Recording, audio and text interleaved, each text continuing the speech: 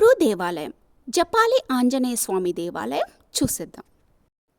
తిరుమలలోని దట్టమైన అడవులలో అంజనాది పవిత్ర శ్రేణుల్లో వెలిసిన పవిత్ర క్షేత్రం జపాల ఆంజనేయ స్వామి దేవాలయం. హిందూ పురాణాల ప్రకారం అంజనాదేవి తపస్సు చేసి ఆంజనేయుడికి జన్మనిచ్చిన దివ్యస్థలంగా ఇది ప్రసిద్ధి చెందింది. జబాలి మహర్షి తపస్సు చేసిన ప్రదేశం కావడం వల్ల దీనికి జపాలి అనే పేరు వచ్చింది.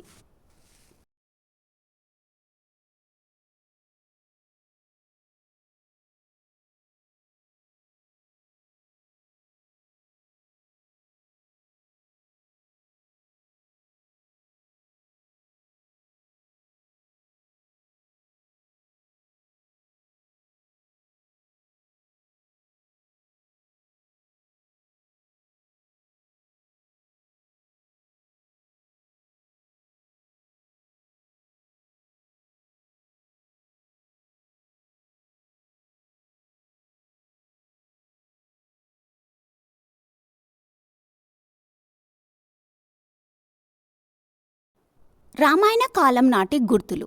ఈ ఆలయ ప్రాంగణంలో రామ్ కుండ్ అనే పవిత్ర కోనేరు ఉంది.